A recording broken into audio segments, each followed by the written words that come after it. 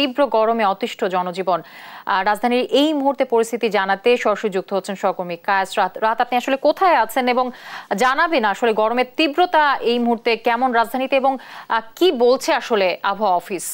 জি ধন্যবাদ। আসলে আবহাওয়া অফিস থেকে এখন যেটি বলা হচ্ছে যে এই যে চলমান যে তীব্র তাপদাহ রয়েছে সেটি আরো বেশ কয়েকদিন থেকে যাবে, চলতে থাকবে এবং 3 দিনের যে একটি হিট অ্যালার্ট জারি ছিল সেই হিট অ্যালার্টের পর নতুন করে কিন্তু আবারও 3 দিনের হিট অ্যালার্ট জারি করা হয়েছে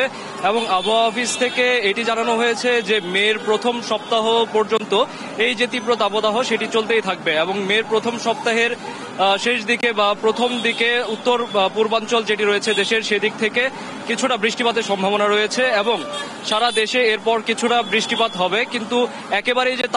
তাপপ্রবাহ একেবারেই কমে যাবে সেটি কিন্তু আবহাওয়া অফিস এখনো নির্দিষ্ট করে বলেনি। তাদের বক্তব্য হচ্ছে এটা যে এরপরে তাপপ্রবাহ হয়তোবা এইভাবে চলবে না, কিছুটা কমবে এবং কয়েক জায়গায় হালকা বা মাঝারি বৃষ্টিপাত বা কালবৈশাখী যে ঝড়টি রয়েছে সেটি হওয়ার ফলে তাপমাত্রা কিছুটা সহনীয় পর্যায়ে চলে আসবে। আবহাওয়া অফিস থেকে আরেকটি বিষয় যেটি বলা হয়েছে সেটি হচ্ছে যে বাতাসের যখন আর্দ্রতা বেড়ে যায় তখন তাপমাত্রা কম থাকলেও তাপের যে অনুভূতি সেটি কিন্তু অনেক বেশি হয় এবং সেটির ক্ষেত্রে বারবার করে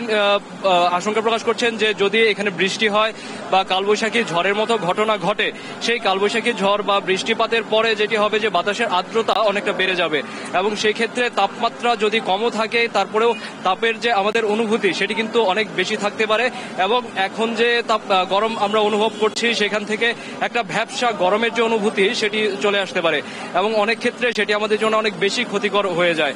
এখন যে গরম রয়েছে সেটিতে আমরা ঘামছি এবং হিট স্ট্রোকের সম্ভাবনা থাকছে, কিন্তু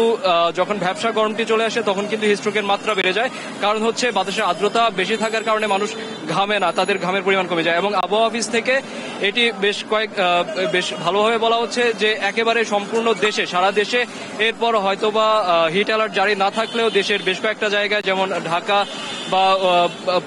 পশ্চিমাঞ্চলের বেশ কয়েকটি জায়গায় যেখানে এখন তাপমাত্রা অনেক বেশি রয়েছে সেখানে কিন্তু হিট অ্যালার্ট হয়তোবা জারি থাকতে পারে। এর মাঝে বৃষ্টিপাতের খুব তেমন কোনো সম্ভাবনা কিন্তু দেখা যাচ্ছে না এবং দেশের উপর দিয়ে যে এই তাপপ্রবাহটি বয়ে যাচ্ছে এটি হয়তোবা দেখা যাবে যে এই এপ্রিল মাস, যেহেতু আমরা জানি যে এপ্রিল মাস বাংলাদেশে এমনিতেই উষ্ণতম মাস, এই এপ্রিলের পরে মে এবং মে মাসেরও দেখা যাবে যে শেষ দিক পর্যন্ত হয়তোবা এই তাপপ্রবাহ স্থায়ী হতে পারে। এটাই ছিল আবহাওয়া অফিস থেকে আমার কাছে জানানো সর্বশেষ সংবাদ। ধন্যবাদ। আমাদের সহকর্মী কায়েস রাহাত যুক্ত ছিলেন আবহাওয়া অফিস থেকে।